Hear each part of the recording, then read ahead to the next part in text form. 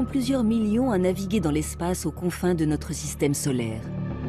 De simples fragments de roches, à peine discernables dans l'objectif des télescopes les plus puissants.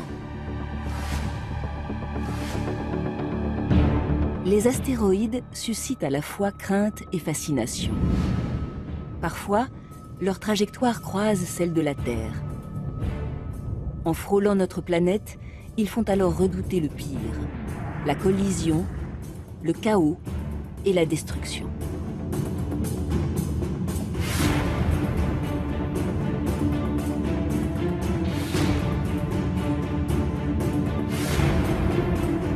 Mais ces objets célestes au pouvoir dévastateur renferment aussi en leur cœur de véritables trésors.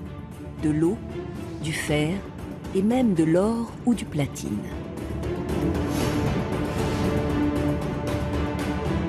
Alors que les ressources de notre planète s'épuisent toujours plus vite, ils pourraient constituer des gisements inespérés.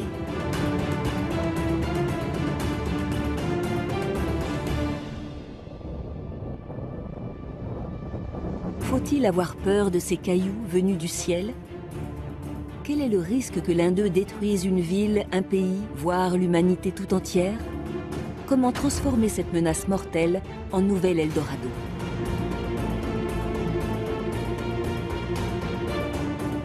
Dans les agences spatiales du monde entier, astronomes, ingénieurs et physiciens organisent la surveillance. Une nouvelle ère spatiale est désormais lancée à la conquête de ces objets qui nous entourent, pour le pire et pour le meilleur.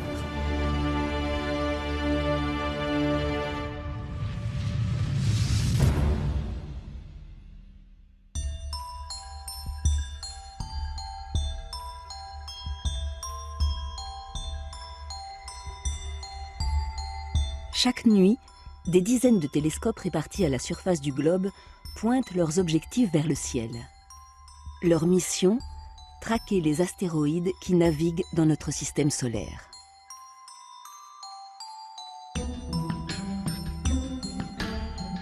Dans le sud de la France, au cœur des montagnes des Pyrénées, se trouve l'un des avant-postes de cette surveillance internationale. L'Observatoire astronomique du Pic du Midi, perché à 2800 mètres d'altitude.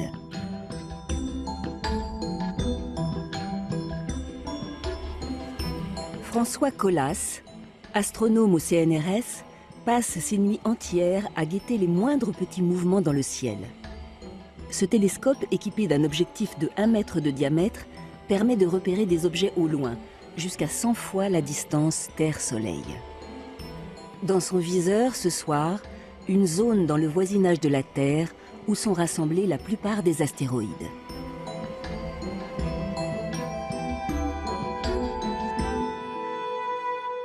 Les astéroïdes dans le système solaire actuel, ils sont tous situés entre Mars et Jupiter. Et puis il y en a quelques-uns qui sont un peu plus près, quelques-uns qui sont un peu plus loin, mais le gros troupeau des astéroïdes, il est vraiment ici. 99% qu'on connaît sont ici. Donc en fait, on appelle ça la ceinture principale d'astéroïdes. Donc si on pouvait les voir à l'œil nu, on verrait plein d'objets qui se déplacent dans le même endroit où se déplacent les planètes. Ainsi, à seulement 100 millions de kilomètres de chez nous, des milliards de débris rocheux, allant de simples grains de poussière à plusieurs centaines de kilomètres, gravitent autour du Soleil.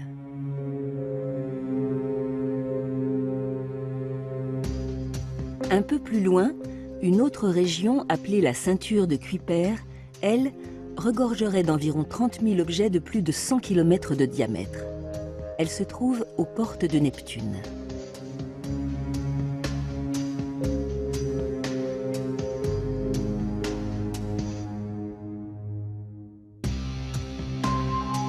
Il y a 4,6 milliards d'années, ces corps célestes occupaient alors tout notre système solaire. Durant leur rotation autour du Soleil naissant, les collisions étaient légion. Au fur et à mesure, certains d'entre eux se sont agglomérés, donnant naissance aux planètes actuelles.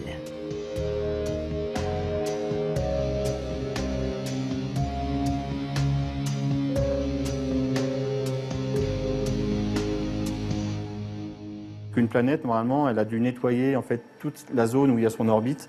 Tous les astéroïdes qui étaient dans cette zone ont été nettoyés. Ils ont été ou accrétés par la planète ou ils ont été éjectés ailleurs. Aujourd'hui, les astéroïdes encore en course intéressent les chercheurs au plus haut point. Ce sont les corps les plus primitifs du système solaire qui renferment en eux les secrets de nos origines. Mais tôt ou tard, ils sont aussi voués à engendrer d'énormes collisions. Cette nuit, François Colas surveille l'un d'entre eux repéré il y a plusieurs années déjà, mais qui pour l'instant n'a livré que de vagues approximations sur sa taille ou sa trajectoire. Après avoir suivi ces déplacements pendant plusieurs heures, les images recueillies sont analysées en détail. Donc ça, c'est l'image en fait où il n'y a pas d'astéroïde, l'image qui a une trentaine d'années. Et ça, c'est l'image qu'on vient de prendre. Et donc ce qu'on voit, c'est que l'objet là, il est en plus. Voilà. Donc on voit bien cet objet avec la petite étoile dessous. Et le gros objet ici, c'est un astéroïde. C'est Skuld dans le cas présent. Je rentre le nom d'astéroïde, je rentre la date de l'observation. Donc ce que je vais lui demander maintenant, c'est de calculer la position de l'astéroïde à cette date-là. Grâce à ces observations, le chercheur peut estimer sa trajectoire, mais pas seulement. En fonction de la luminosité, on peut calculer à peu près la taille de cet objet. Donc nous, on avait 12. Voilà, ici. En fait, l'objet, il fait entre 7 et 24 km. Skuld fait partie des 560 000 astéroïdes de plus d'1 kilomètre de diamètre déjà répertoriés par les scientifiques. Dans le monde entier, le recensement de ces colosses avance à grands pas, mais le travail restant à accomplir est considérable. Alors il y a 20 ans, il y avait un programme et l'idée c'était de détecter tous les objets qui font plus de 1 km. Et là maintenant, on connaît en gros 90-95% de ces objets. Et maintenant l'idée c'est de trouver en fait tous les objets qui font plus que 150 mètres. Et ça c'est un projet à 10-20 ans, quoi.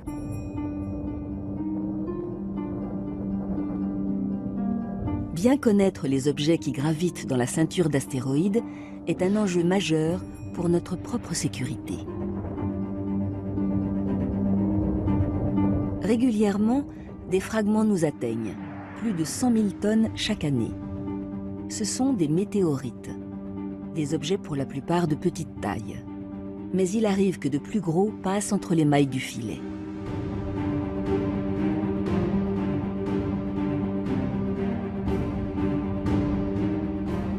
Le 15 février 2013 à 9h20 heure locale, dans la petite ville de Tcheliabinsk en Russie, une énorme boule de feu traverse le ciel avec un bruit assourdissant. Des vidéos amateurs capturent cette scène pour le moins inhabituelle. Une météorite d'une vingtaine de mètres commence à se désintégrer au contact de l'air, sous l'œil effaré des habitants.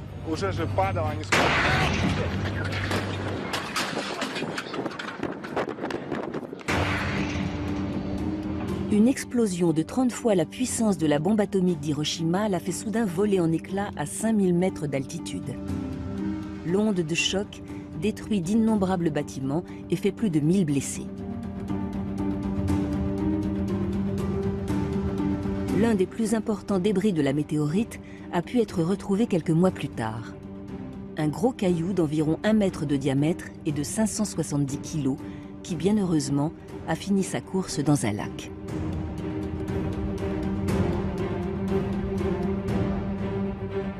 Mais selon les spécialistes, un objet assez large pour détruire une ville entière frappe la Terre en moyenne tous les 100 ans.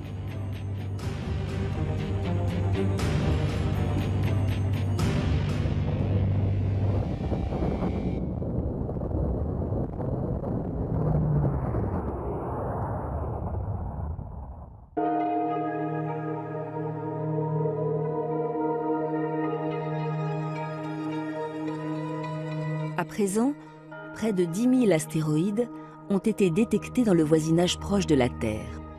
On les appelle les géocroiseurs. Ils s'approchent dangereusement de notre planète et croiseront notre chemin un jour ou l'autre. Un millier d'entre eux feraient plus d'1 kilomètre de diamètre, de quoi détruire une région entière ou ravager un pays.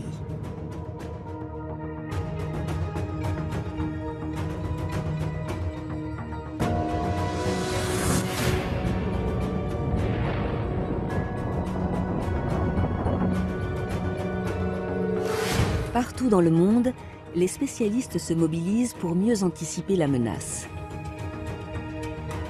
Quelques mois après la catastrophe russe, l'Agence spatiale européenne a ainsi inauguré un centre entièrement dédié à la surveillance des astéroïdes dangereux, l'ESRIN.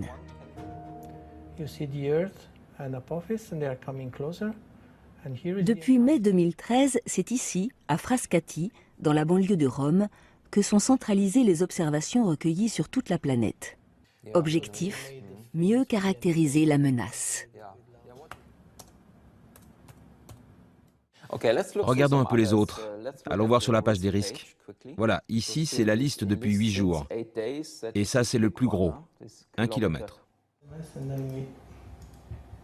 Ettore Perozzi est l'un des coordinateurs du programme. Avec ses collaborateurs, il effectue quotidiennement des calculs complexes pour anticiper le plus précisément possible la trajectoire des géocroiseurs. Une mission délicate, car si les planètes de notre galaxie tournent de manière régulière autour du Soleil, les astéroïdes, eux, suivent parfois des chemins beaucoup plus irréguliers.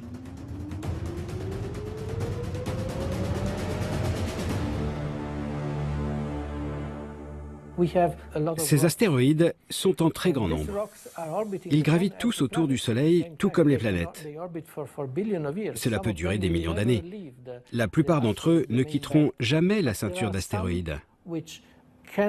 Mais il y en a certains qui peuvent adopter un comportement chaotique. Ils peuvent en quelque sorte changer subitement de dynamique, ce qui va leur donner une trajectoire très excentrée. Et plus leur trajectoire est excentrée, plus ils se rapprochent du Soleil. Et en se rapprochant du Soleil, ils peuvent ainsi croiser l'orbite des planètes. Dans certaines régions de la ceinture principale, l'orbite des astéroïdes peut être déséquilibrée par la force de gravitation des planètes les plus proches. Ainsi, les objets les plus extérieurs sont soumis à l'attraction de la géante Jupiter et se déroutent doucement vers elle. Pour ceux les plus à l'intérieur, au contraire, c'est Mars qui va jouer son rôle d'appât.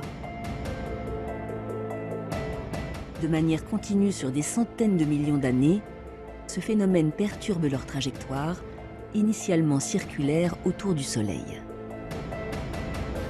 Et lorsque leur nouvelle course les emmène à portée de la Terre, le phénomène se répète. Ces astéroïdes deviennent des géocroiseurs.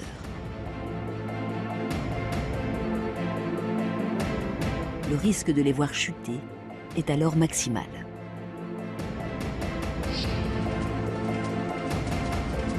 À cela s'ajoutent d'autres données encore plus difficiles à estimer depuis la Terre. En général, les modèles qui prennent compte de la gravitation marchent bien sur les gros objets.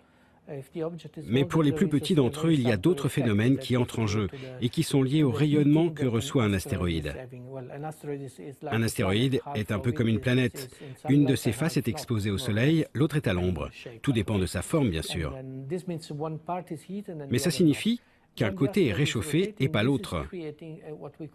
Pendant sa rotation autour du Soleil, cela engendre une légère pression du côté qui est chauffé. Et dans sa longue course, si l'objet n'est pas très gros, ça peut changer sa trajectoire. Mais c'est très difficile à mesurer. De leur distance au Soleil et aux autres planètes, en passant par leur vitesse de déplacement, d'innombrables données sont entrées dans les logiciels informatiques pour tenter de mesurer le risque le plus précis possible sur les 100 ans à venir. Il y a quelques années, un astéroïde a fait la une des journaux du monde entier. Son nom, Apophis, un bloc de plus de 300 mètres de diamètre qui navigue dans l'espace à 45 000 km/h. Pour Gerhard Drolshagen, en charge du programme de surveillance, lors de sa découverte en 2004, tous les voyants étaient au rouge. Quand on l'a découvert, il y avait une très importante probabilité qu'il frappe la Terre. Ça atteignait à un moment une chance sur 40. Et le danger, c'est que si un objet de cette taille, environ 300 mètres ou plus, touchait la Terre, cela causerait une catastrophe régionale. On peut imaginer qu'un pays comme la France ou l'Allemagne soit complètement détruit.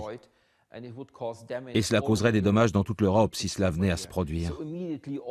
Alors immédiatement, tous les télescopes ont été mis à contribution pour recueillir le maximum d'informations sur son orbite, mais aussi pour mesurer sa taille précisément. Et finalement, nous avons trouvé que le risque de collision que l'on pensait pour avril 2029 n'aurait pas lieu. Mais il reviendra 7 ans plus tard. Et là encore, il y a toujours un risque qu'il impacte la Terre.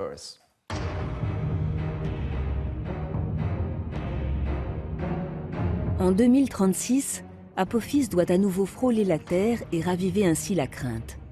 Car s'il vient un jour à s'écraser sur notre planète, la collision dégagerait une énergie de 400 millions de tonnes de TNT.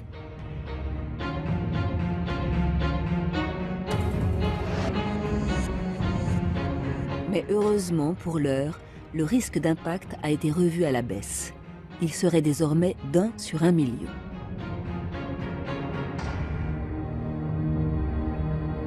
Comme Apophis, de nombreux objets évoluent à proximité de la Terre, tapis dans l'ombre. Depuis le sol, 20 à 30% des astéroïdes ne sont pas détectés.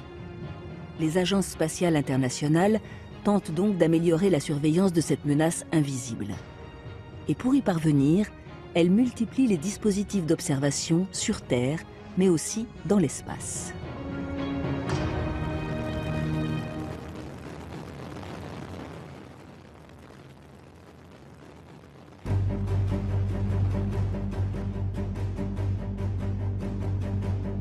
En Europe, le satellite Gaia, et avant lui, Hayabusa, la sonde japonaise.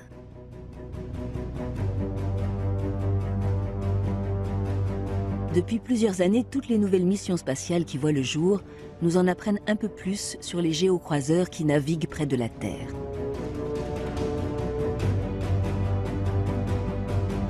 En 2009, à la NASA, les scientifiques du Jet Propulsion Laboratory lancent la mission WISE, une sonde placée en orbite de la Terre et dotée d'un télescope infrarouge capable de voir dans l'obscurité. À ce jour, elle a détecté 34 000 nouveaux astéroïdes dans la ceinture principale et 135 géocroiseurs au voisinage de la Terre. Dans le même temps, d'autres chercheurs tentent d'anticiper les dégâts que provoquerait une collision.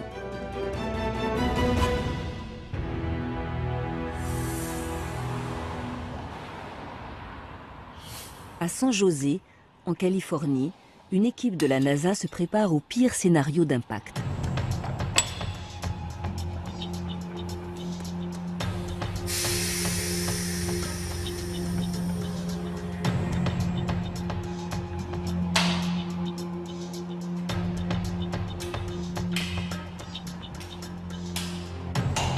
Ce dispositif de plus de 4 mètres de haut a été surnommé le Big Gun, le pistolet géant.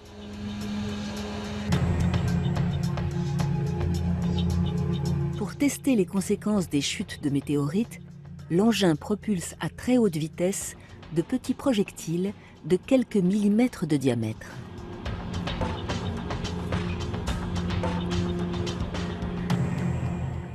Depuis 33 ans qu'il fait ses armes ici, Peter Schultz est devenu l'expert en balistique des cratères.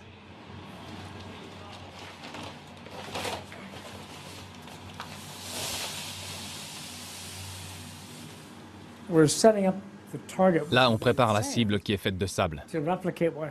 Ça nous permet de reproduire ce qu'il se passe quand on provoque un impact à très grande vitesse.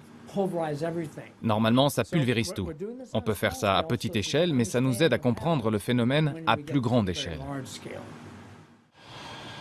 Pour ce premier tir dans le sable, le chercheur veut mesurer la puissance de l'onde de choc qui ravagerait la surface de la Terre si un objet venait s'écraser à grande vitesse.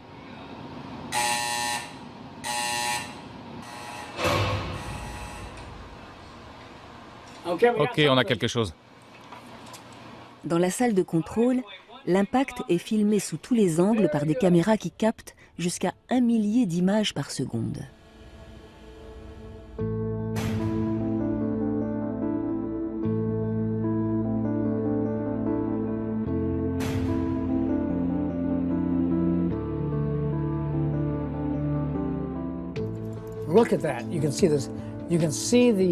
Regardez ça.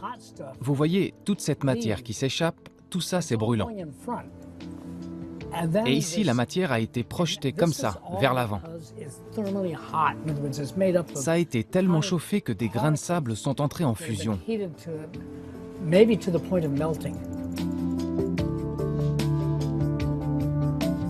Ce qu'on peut comprendre en capturant chaque étape, c'est que cette matière qui s'échappe le plus vite va pouvoir aller très loin. Donc même pour un impact avec un angle de 45 degrés, il faut s'attendre à beaucoup de matière qui s'échappe et qui touchera de larges territoires à la surface de la Terre.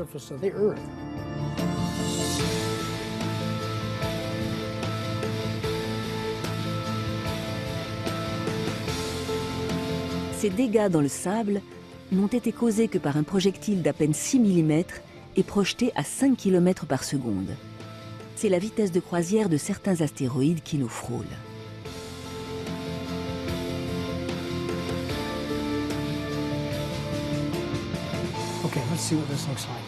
Mais selon la nature du sol, l'impact peut avoir des conséquences très différentes. Peter Schultz multiplie donc les expériences. Ça, c'est un beau cratère. Le test va être reproduit avec un bloc de pierre. Une manière de vérifier ce qu'il se passerait si le projectile percutait un territoire rocheux.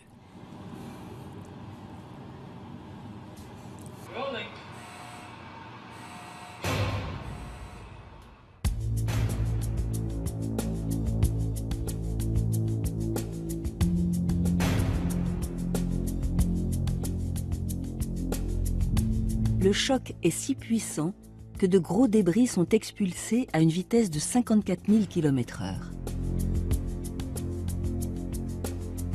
Et au point d'impact, la température atteint plus de 300 degrés.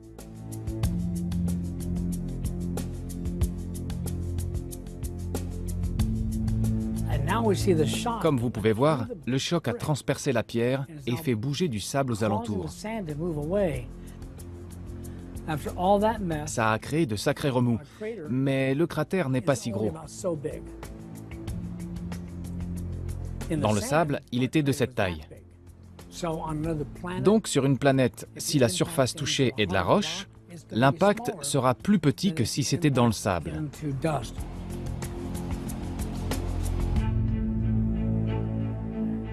Les résultats de ces expériences menées à petite échelle peuvent être transposés aux conditions réelles.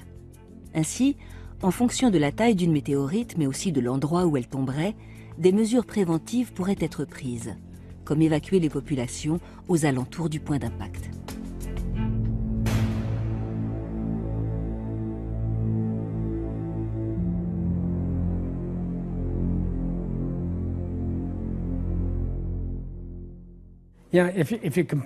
Si on compare des tailles de 100 mètres, 1 km ou 10 km, les effets seront radicalement différents.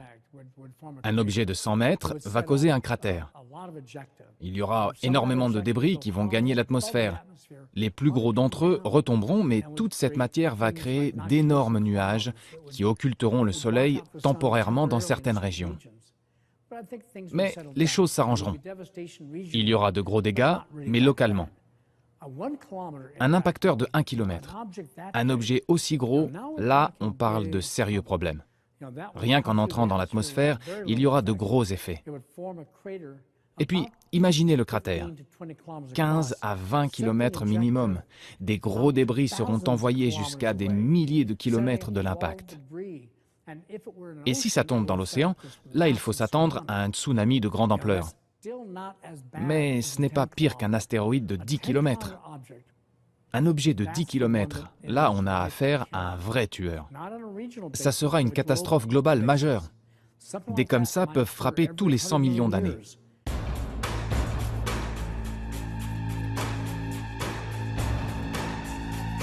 Un peu partout à la surface du globe, ces mastodontes venus du ciel ont autrefois laissé d'énormes cicatrices. Aux États-Unis, au cœur du désert de l'Arizona, le cratère de Barringer mesure 200 mètres de profondeur pour 1,5 km de diamètre. Il est le stigmate d'une collision dramatique survenue il y a 50 000 ans.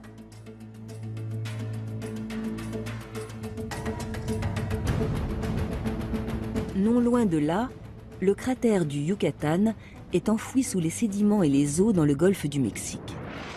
Il y a 65 millions d'années, une météorite de 10 km a frappé la Terre de plein fouet. Elle engendra des tsunamis et des catastrophes climatiques globales. 60% des espèces vivantes furent alors anéanties. Et le cataclysme sonne à la fin de l'âge des dinosaures.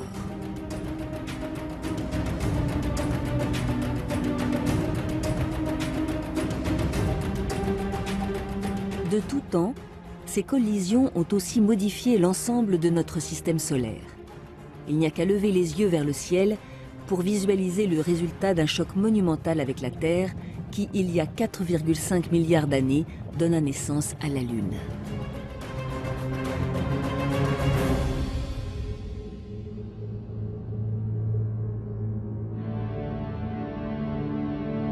Ces catastrophes passées nous rappellent à quel point nous sommes vulnérables face à ces cailloux tombés du ciel. Mais comment l'humanité peut-elle se protéger? Que faire pour survivre à un impact annoncé? Depuis plusieurs années, la communauté scientifique se mobilise. Son objectif? Mettre au point des dispositifs capables de dévier la course d'un astéroïde tueur. Fin 2013, l'Organisation des Nations Unies a même constitué une équipe de spécialistes chargée de réfléchir aux scénarios les plus réalistes. Jean-Yves Prado, ingénieur au CNES, est l'un d'entre eux. La seule chose qu'on puisse faire pour un astéroïde, pour modifier les conditions et éviter les conditions d'impact, c'est soit de l'avancer, soit de le retarder par rapport au moment où théoriquement il passerait près de la Terre. Donc pour ça, les moyens qu'on peut envisager, c'est des moyens brutaux, c'est-à-dire qui délivrent une impulsion forte mais très brève, dont l'effet se fait sentir évidemment au bout de peut-être plusieurs années, ou alors, au contraire, une impulsion qui est plus continue, mais qui est beaucoup plus faible. Des dispositifs dignes des meilleurs romans de science-fiction sont à l'étude. Certains imaginent une sonde capable de dévier un astéroïde par gravité. Ou encore, l'utilisation d'un laser ultra puissant permettant de pulvériser un bloc rocheux en débris inoffensifs. D'autres envisagent quant à eux de modifier la course d'un objet céleste grâce à de gigantesques panneaux occultant la lumière du Soleil.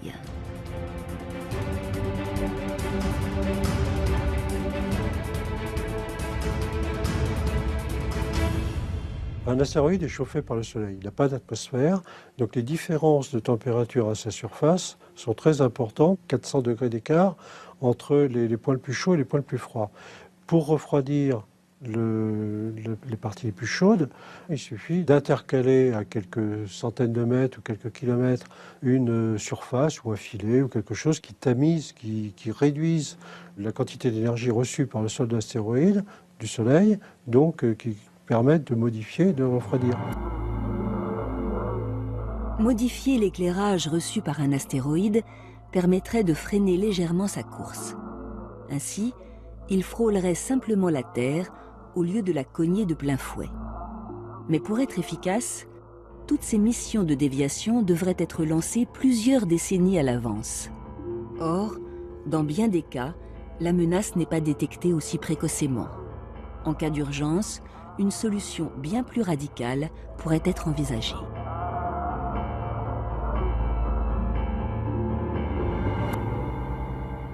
La seule méthode, très violente, pour laquelle on peut penser qu'elle est la solution à tous les problèmes d'impact, c'est de faire exploser à proximité de l'astéroïde une bombe nucléaire, ou plusieurs, si compte tenu de la taille de l'astéroïde.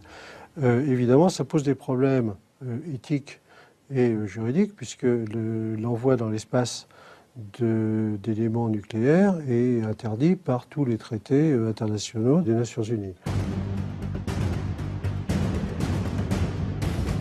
Pour l'heure, l'usage d'une telle bombe atomique n'est pas l'option retenue, tant les risques d'une telle mission seraient importants. Mais un autre dispositif plus prometteur est aujourd'hui sérieusement étudié. Il s'agit de ce que l'on appelle un impacteur cinétique. Son principe, percuter un astéroïde à plus de 30 000 km/h.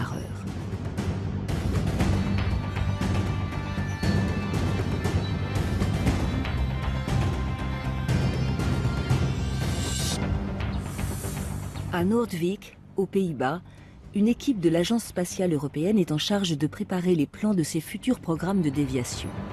Ici, un premier test grandeur nature pourrait voir le jour d'ici quelques années.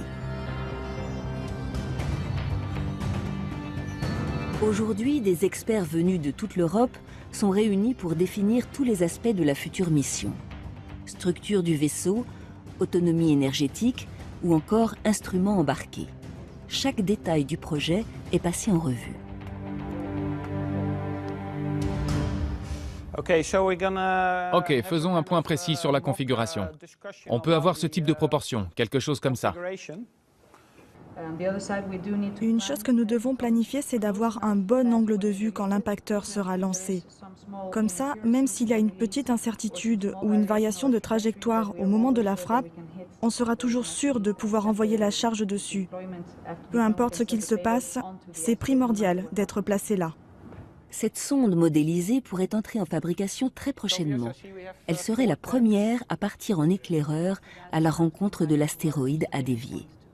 Andrés Galvez, le coordinateur du programme européen, vient s'assurer que tout est en bonne marche. La distance d'observation pour toute la mission est de combien?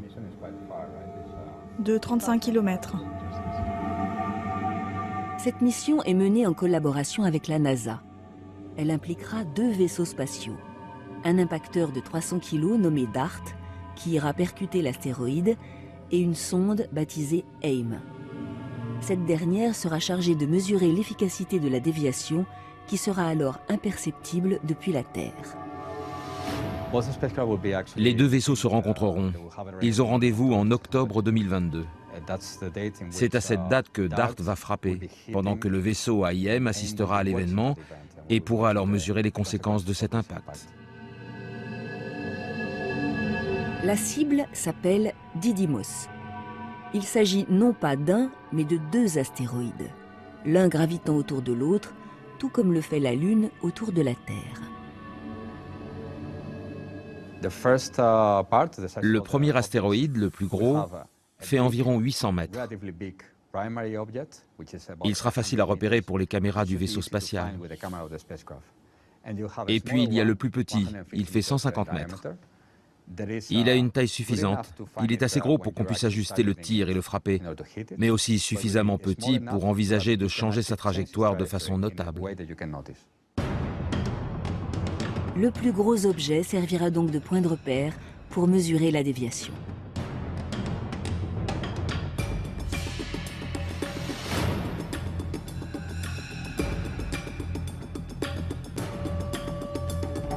Si la mission est un succès, de nombreux autres géocroiseurs pourraient un jour être déroutés, à condition bien sûr qu'ils ne soient pas trop gros.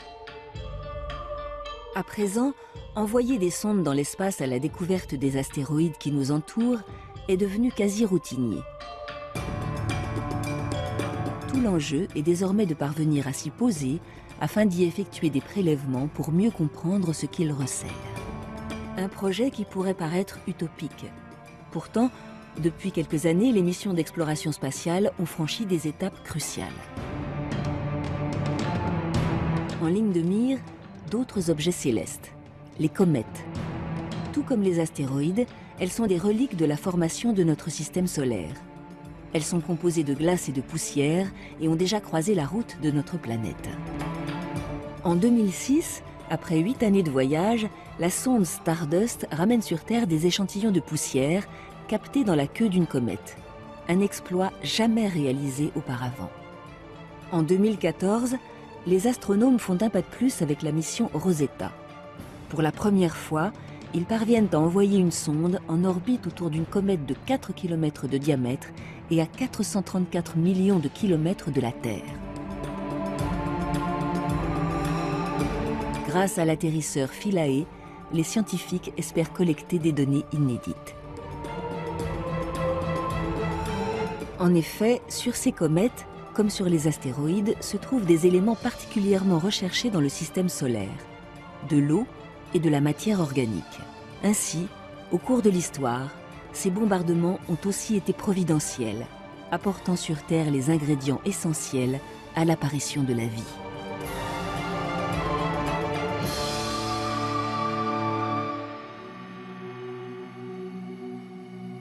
Connaître la composition de ces objets pourrait permettre de comprendre l'évolution de notre planète, de l'apparition des océans à celle des premières bactéries. Mais ces corps renfermeraient aussi bien d'autres richesses.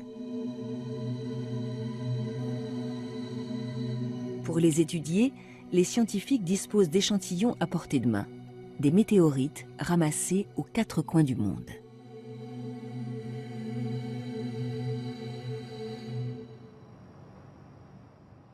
À Paris, dans le laboratoire d'études de la matière extraterrestre, la composition de ces objets est analysée. Cet appareil haute technologie s'appelle la NanoSIMS. Elle permet de dresser une cartographie complète des éléments chimiques qu'ils contiennent.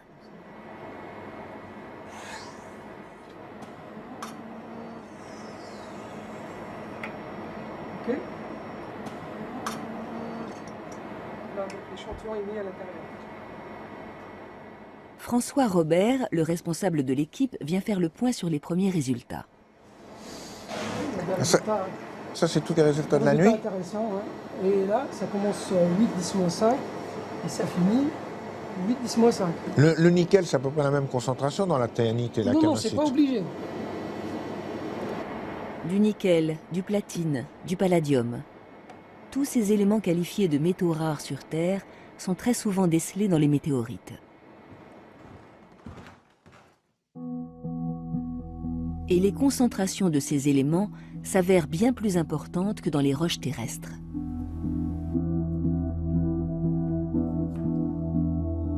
Cet échantillon conservé au laboratoire en est la preuve. Donc ça c'est une météorite de fer, on la reconnaît bien, elle a des structures tout à fait particulières. Et on voit très bien ici les entrecroisements des minéraux métalliques. Ces deux formes minéralogiques du nickel qui forment ces figures qui sont très caractéristiques. Sur la Terre, il n'y a aucun caillou qui ressemble à ça.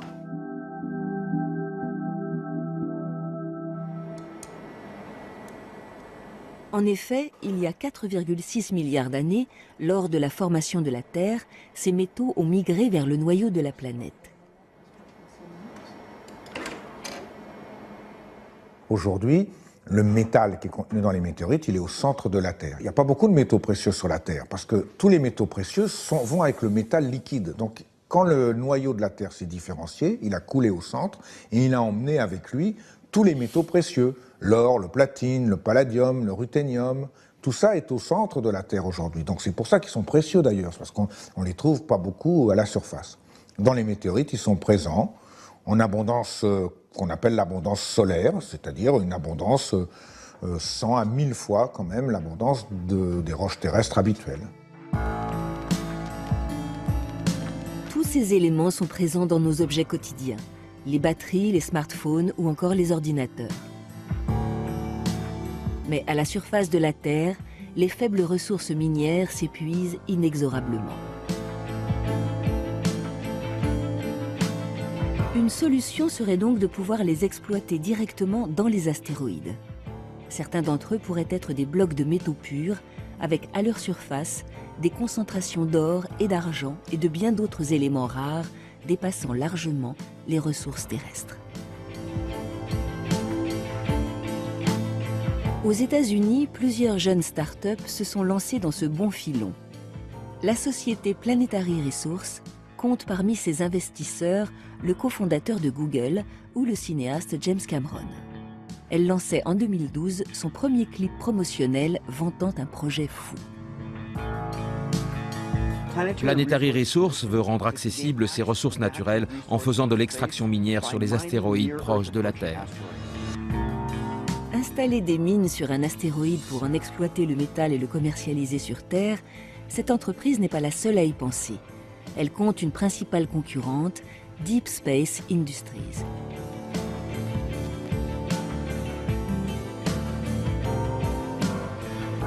Elle a été créée début 2013 par un ancien astronome et ses locaux côtoient le campus technologique de la NASA en Californie. Une dizaine d'ingénieurs travaillent sur ces projets faramineux, parmi eux Daniel Faber, responsable du développement des futures missions. Ce sera vraiment un business incroyable. La raison à cela, c'est que les ressources qu'on peut trouver sur ces astéroïdes représentent plus de matière que tout ce qui a déjà été exploité à présent à la surface de la Terre. Sincèrement, une fois que les infrastructures pour y accéder seront construites, il y aura un énorme boom.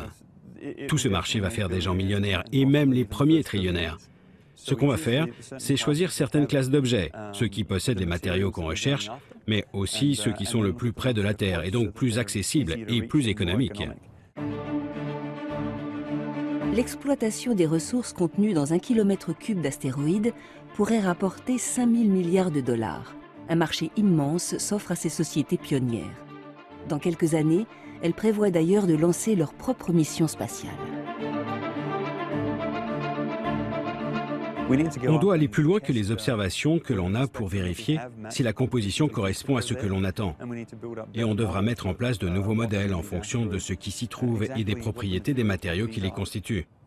Donc, le premier objectif de Deep Space Industries est de lancer la mission Firefly pour aller voir et comprendre ce qu'il y a dessus. Ces petits vaisseaux de 30 cm de long seront chargés de repérer les astéroïdes les plus prometteurs dans le voisinage de la Terre. Si cette première étape fonctionne, d'autres missions verront le jour.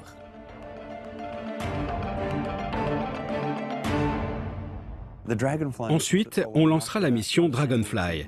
Cette fois, il s'agira d'aller prélever des échantillons et d'être capable de ramener des morceaux entiers sur Terre. Par la suite, on travaillera avec des morceaux de plus en plus gros. Au-delà de ça, on pourra passer à la phase d'extraction et en ramener des milliers de tonnes.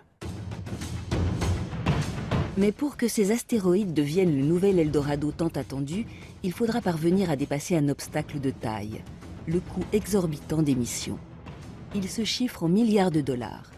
À l'avenir, tout l'enjeu est de minimiser les dépenses liées au décollage depuis la Terre.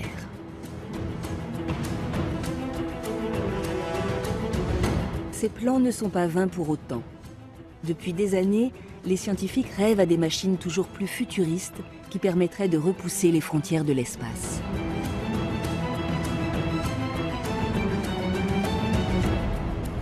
Pour Christophe Bonal, expert au CNES, s'affranchir de la gravité est un enjeu fondamental pour les futures missions spatiales.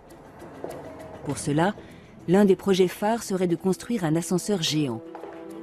Une cabine au départ de la surface du globe, suspendue à un câble flottant dans l'espace.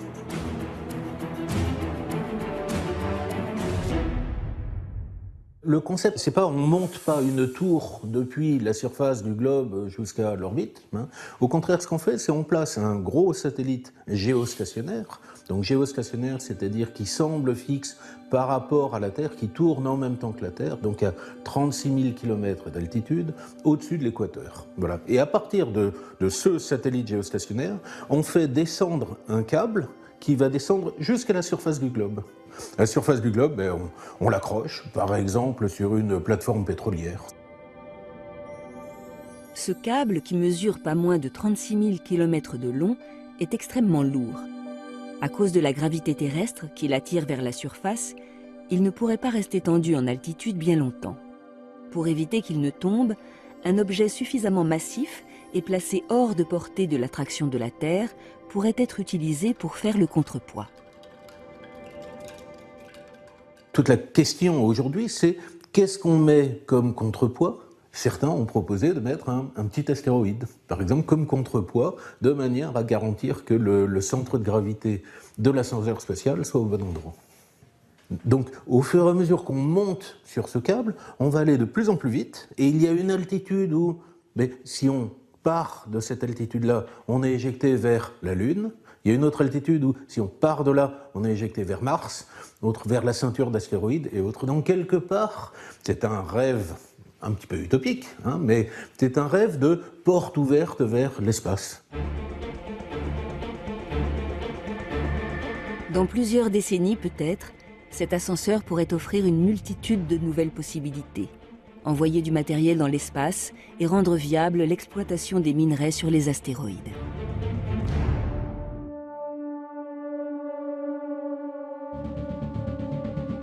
Une autre étape fondamentale de la conquête spatiale serait de transporter des hommes jusqu'à ces corps lointains. Ce rêve est déjà à portée de main de la première puissance du monde.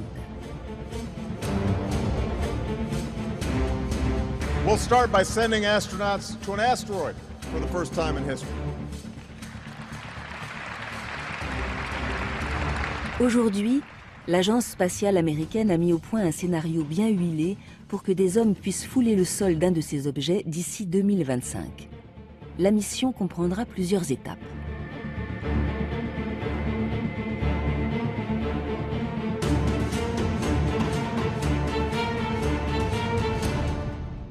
L'idée serait de capturer un petit astéroïde, hein, on parle de 7 ou 8 mètres de diamètre, l'enfermer dans une espèce de filet, faire toute une trajectoire extrêmement complexe pour l'emmener à proximité vers chez nous, hein, typiquement autour de la Lune. Là, il pourra y avoir une mission, un vol habité, avec des hommes qui iraient explorer, qui iraient étudier l'astéroïde in situ. Un vaisseau qui prendrait dans son filet un astéroïde pour le tracter jusqu'à un point donné. Un tel projet semble tout à fait réalisable pour ce spécialiste.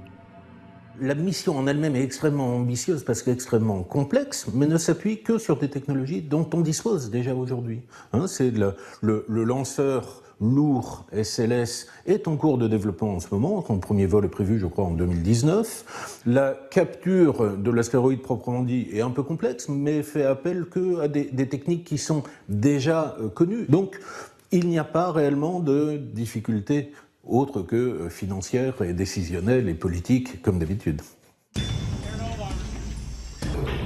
Déjà, des sessions d'entraînement en apesanteur sont organisées pour préparer les futurs astronautes à des conditions qui ne ressembleront à aucune autre.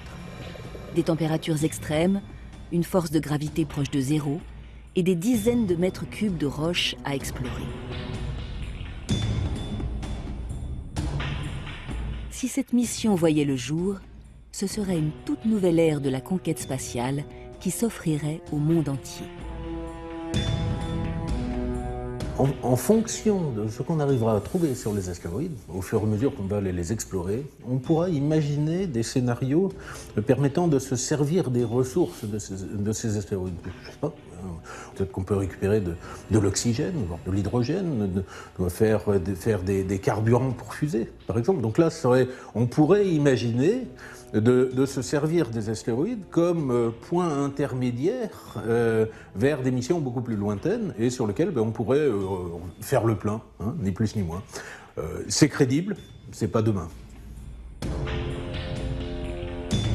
Dans le futur, les astéroïdes seront de véritables tremplins pour les missions spatiales. Ils pourraient fournir un ravitaillement aux vaisseaux en route vers des contrées lointaines de l'espace et combler les carences minérales de la Terre grâce à leur abondante richesse.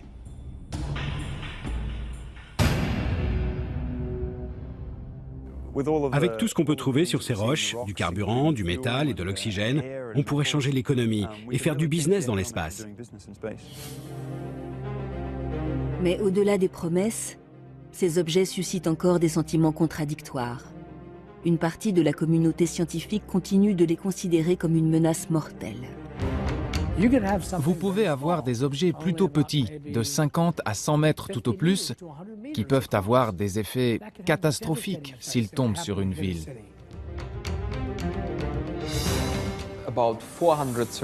Environ 430 géocroiseurs sont connus et pourraient potentiellement frapper la Terre dans les 100 prochaines années. Aujourd'hui, malgré une surveillance accrue des astéroïdes, le risque zéro n'existe pas. Mais grâce aux scénarios les plus fous mis au point dans les agences spatiales, il est désormais possible d'imaginer en réchapper. C'est une démonstration pour prouver que nous pouvons le faire. Parce que le jour où cela se présentera vraiment, il faut être sûr que toutes les technologies seront prêtes. Les nouvelles connaissances et les progrès technologiques éloignent chaque jour un peu plus le danger. Mais qu'il s'agisse de dérouter des astéroïdes ou de les exploiter, la finalité de toutes les futures missions soulève aussi de nombreuses questions. Une déviation serait-elle dénuée de risques? Où fixerons-nous les limites de l'exploration de ces objets? Demain, les États, les agences spatiales et les sociétés privées lancées dans cette nouvelle conquête pourraient se disputer ces cailloux très convoités. Verrons-nous un jour de nouvelles frontières entre les nations se dessiner dans l'espace? Ce sont ces enjeux éthiques, économiques et technologiques qu'il faudra dépasser à l'avenir pour faire de ces astres terrifiants le nouveau Graal.